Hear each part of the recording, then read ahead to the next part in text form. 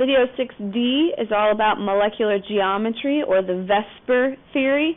VSEPR stands for valence shell electron pair repulsion. Oh, that's a U. The valence shell electron pair repulsion theory. There are rules to doing this as well. There are different things that you need to follow. First, you have to draw the Lewis structure from the previous video. We'll get lots of practice with this. If you need more practice, I'm going to go through several examples to show you all the different geometric shapes. If you need practice, just pause the video, draw the Lewis structure for the molecule, and then compare it to what I have on the screen. After you draw the Lewis structure, you have to count the number of clouds just around the center atom. We're just focusing on the center atom. A cloud can be a pair of electrons, either as a lone pair or a shared pair. You're going to have 2, 3, or 4 clouds. There are others, but we're just going to focus on 2, 3, or 4 clouds around the center atom. If you have a double or a triple bond, that counts as a shared cloud, just one. Then you have to identify the most stable arrangement to minimize repulsion. That's the repulsion part of the theory. And then determine the position or the angle of the atoms and how they relate to the center atom with the lone pairs and the shared pairs. There's going to be 6 different types. Here's the Lewis structure for CO2. CO2's Lewis structure looks like this. These guys would be double bonds. So what do I have to look at? I have to look at the center atom, who's in the center. Carbon is in the center. How many clouds, how many electron clouds are around the center atom? Here's 1. And here's 2. 2 electron clouds around the center atom. There are 2 bonded clouds. Whenever you have 2 clouds around the center atom, in order to maximize their distance apart, they will be 180 degrees. If you think of a circle and you divide it by 2, the furthest distance that 2 things can get would be 180 degrees apart from one another. We're going to say this shape is called linear. 180 degrees, linear, 2 clouds. Next example, H2CO. Here would be the Lewis structure. Again, we're looking at the central atom. The central atom again is carbon. Here's 1 cloud, that's a single bond. Here's 1 cloud, that's a single bond. Here's 1 cloud. This is a double bond. Again, remember, double bonds still count as 1 single cloud because all the electrons are there together. So this example would have 3 electron clouds, 3 bonded pair clouds of electrons. Again, thinking of a circle. Circle divided by 3, the maximum distance that 3 things can be, 360 degrees, divided by 3 bonds. The furthest they can get apart from one another is 120 degrees. We're going to call this structure trigonal planar. If you're asked to draw a diagram, just do it to the best of your ability. That would be trigonal planar. They're all in one plane. Trigonal comes from the 3. I didn't draw you an example of linear. I'll go back one. If you're asked to draw the linear shape, it would just be this. Third example, the Lewis structure of SO2. Here it is. Looking at the center, sulfur's in the center. How many clouds of electrons does sulfur have? Here's a single bond. Here's a double bond. That's 2. I have 2 clouds that are bonded, and I have one lone pair. 2 clouds are bonded, and 1 lone pair. Whenever you have 3 clouds total, 2 being bonded, 1 being lone pair, my angle is still 120 degrees. That's the furthest that 3 things can get apart from one another. But the shape is called bent 1. Why is it bent? Here's the picture if you want to draw it. It's not linear. It's bent. This angle right here is 120 degrees, and bent 1 means on that central atom there's 1 lone pair, and we can represent that as 2 little dots off of the center atom. Next example, carbon tetrachloride. Here it is. Lewis structure. Looking at the center, how many clouds are there around carbon? 1 bond, 2 bond, 3 bond, 4 bonded clouds. Whenever you have 4 clouds that are all bonded,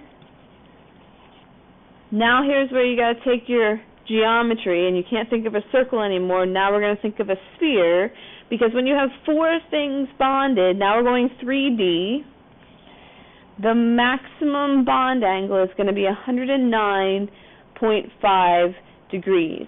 Since we have 4 bonds, we're going to call this shape tetrahedral. And again, doing your best to draw this, we have a central atom with 4 things coming off. That would be the picture of a tetrahedral molecule. Number 5, NH3. I still have 1, 2, 3, 4 clouds. 1, 2, 3 are bonded. 1 is a lone pair. Since I still have 4 clouds, my maximum angle is 109.5. But since it's slightly different with this 1 lone pair right here, I'm going to call it trigonal pyramidal. Trigonal, it's bonded to 3 things. Again, if we're drawing the picture, 1, 2, 3 things. It looks like a triangle on the bottom, but it looks like a pyramid because at the top here there's 1 lone pair. So it kind of looks like a pyramid because of that lone pair that's pushing all the other 3 bonded atoms down. Trigonal pyramidal. And the last one, water. Water also has 4 clouds. 1, 2, 3, 4. You can see that 2 of them are bonded. 2 of them are lone pair. This one and this one will be lone pair. Whenever you have 4 clouds, again, 109.5, 4 clouds, but I have 2 bonded and 2 unbonded, I'm going to call this bent 2. It kind of looks like my bent 1. The basic shape is the same, except now it's bent 2. This 2 means I have 2 lone pair on the center atom. That would be how you draw bent 2. Here's a table with everything in it, all of the shapes, the pictures, how many total electron clouds. There's 1, 2, 2 3s, and 3 4s. You'll notice that 2 equals 180 degrees. Both of the 3s are 120.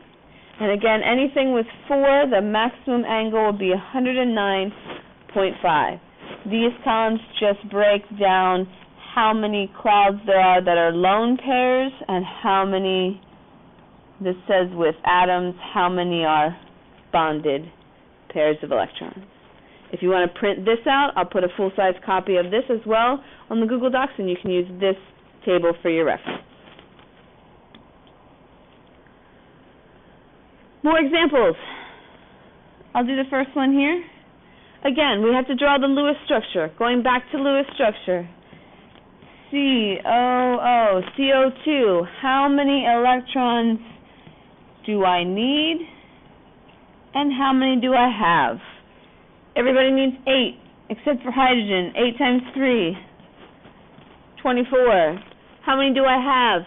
Carbon in column 14 has 4. Oxygen is 6. 4 plus 6 is 10, and 6 is 16. 24 minus 16 is 8. Divided by 2, I get 4 bonds. Everything wants to look symmetrical. Carbon goes in the middle. I'm only bonded to 2 oxygens, but I get 4 bonds. How does that work? 1, 2, 3, 4. Double check that everybody's full on their octet. 2, 4, 6, 8 on the carbon, but this oxygen only has 2, 4, so I have to add 4 more. And this oxygen only has 2, so I have to add 2 more. Now, thinking about the shape, I have to look at clouds.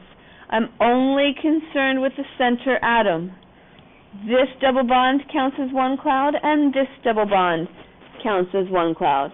I only have 2 clouds. The only thing that has 2 clouds is linear, and they must be 180 degrees apart from one another. You do these 2 examples. We'll check them in class. And here's some more examples for you to practice. I'll do the last one since there seems to be more space here. Sulfur difluoride. Sulfur difluoride. Lewis structure. S, F, F. How many do I need? How many do I have? Sulfur, 8, 8, 8. Total is 24. Sulfur brings in 6. Fluorine brings in 7. 14 plus 6 is 20. 24 minus 20 is 4. Divide by 2, I get 2 bonds. It's nice when that works out. Sulfur goes in the middle. I have 2 bonds. I'm only bonded to 2 things. This fluorine only has 2 electrons. I have to add 3, 4, 5, 6, 7, 8. This fluorine only has 2 electrons. 3, 4, 5, 6, 7, 8. Sulfur has 2, 4. I need to add 5, 6, 7, 8. There's my Lewis structure. Now, looking for shape, I have to look at the center atom. How many clouds does sulfur have? 2 bonded. That's kind of hard to read. 2 lone pair.